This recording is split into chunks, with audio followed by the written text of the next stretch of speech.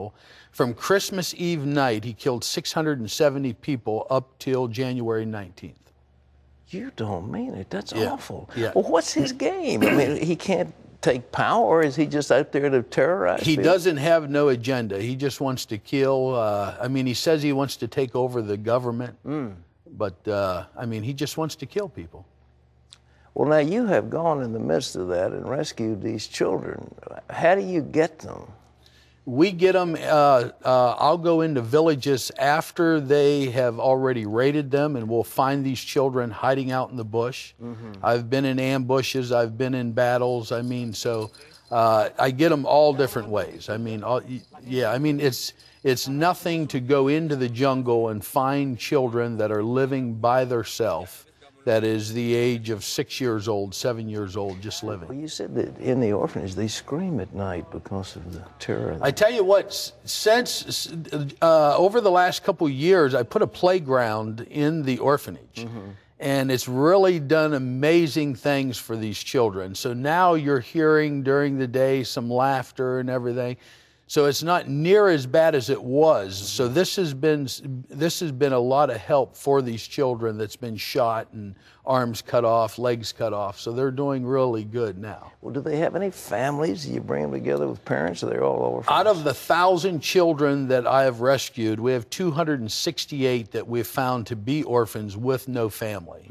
And all the rest of them, I've found somewhere family members, whether it be uncles or aunts or brothers or sisters that they could live with. How long does it take you to kind of retrain them to get them back into a normal type of You know, usually a couple weeks, I believe that God will really do an impact on them. But what happened to these children is something they're going to have to deal with for the rest of their life. You go back in there, you risk your life, obviously. You're not just going to have a walk up a dirt road. Yeah, well, like I've always said, I don't have a problem with dying. Sometimes I have more of a problem with living, you know, so yeah, dying's something you only got to do one time. And I mean, if you see these children's faces, I believe anyone would do the work that I do. Well, you wake up sobbing yourself, don't you? Yeah, yeah. The cries. Yeah. Well, you see what's happening there, then you see what the Janjaweed is doing down in southern Sudan. It's Absolutely. I've fought the Janjaweed also. You have? Yeah, and I'm going to keep fighting them. And when you say fighting, I mean, you're talking about machine guns and weapons? Absolutely. I mean, once the LRA is taken care of in South Sudan, I'm going into Darfur. I've already been in that region. I'm going in, not refugee camps, but I'm going in to fight. Well, who gives you the weapons? I mean, these other organizations? No, I get them from the government there. I mean, I'm a soldier. I'm a soldier. I'm a member of the movement of the SPLA. The SPLA is some unbelievable Christian fighting soldiers that believe in freedom. I mean, they're fighting for freedom, the same thing that we fought for, our ancestors fought for here in our own country.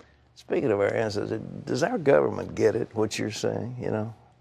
You know, I don't know. I've been having a lot of government people get a hold of me lately, and but I know I call myself a freedom fighter. Even my truck that's sitting outside says on the back of it, freedom fighter, and I fight for freedom. I mean, I'm not going to try to talk somebody into serving the God that I serve, but I can tell you one thing, He wants us to come to Him on our own, free, you know.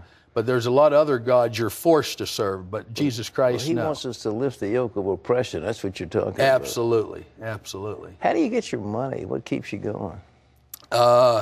Churches, even though I'm good with a gun, I'm still good with the Bible, and I can preach pretty good, some people tell me. I bet you So I'm out on the road preaching all the time, and God has really blessed me. Our book, all the proceeds from the book, I've signed everything over to the nonprofit, so I don't get any of that money. What's it called? What's the nonprofit called? Our nonprofit is called Angels of East Africa. Angels of East Africa. Angels of East Africa, and I've just recently made a deal with some people in Hollywood. They will be making a motion picture on this movie, or excuse me, on the book. You literally gave up everything, didn't you? You had a construction business. You gave it all up. You know, I almost lost everything in my life 4.5 years ago. Almost lost everything. My home, my truck, everything was coming down to losing it.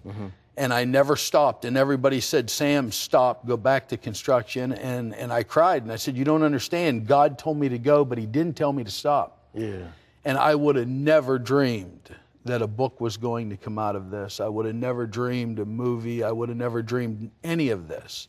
But God has really been good. Well, I tell you, there's some passages in here of Sam's early life that'll really curl your hair. I mean, this guy was something else. Sam, how can people help you? I know they want to do it. People can get on our website, machinegunpreacher.org. Is that what it's called? Yeah, we have a new website, machinegunpreacher.org. Okay. So get on our website. You can even call our office. You can go to Barnes & Noble's, Borders, almost all of your bookstores you can go to. If they don't have the book, they can get it to you, I'd say, within a few days. Another Man's War. Folks, this is a fascinating book. I get a lot of books to read, but this is just wonderful. I mean, it really will rivet your attention. This guy's, I don't know, Indiana Jones and someone else all wrapped up together, but and David Livingston all in one. But I got to give God all the credit. I mean, because when you hear the stories in there, there's no possible way that I could be alive here today setting if God did not keep me alive. I mean, there's just no way. I want to ask people to pray for Sam. He's an incredible guy, but the terror that's being vented on these people, it's Satan. Satan hates human beings, and unfortunately, those who serve him have got to be taken out of the way somehow or other. I mean, he kills, and somehow along the way, somebody's got to imprison him or kill him or do whatever. This Coney is just a monster. And Sam, I wish you the best. Good hunting, brother. Hey, God bless you. Thank you very much. God bless you. Keep it in mind. Machine Gun Preacher. You can look it up on the website. And this book, Another Man's War. Fascinating. You really want to read it. Terry?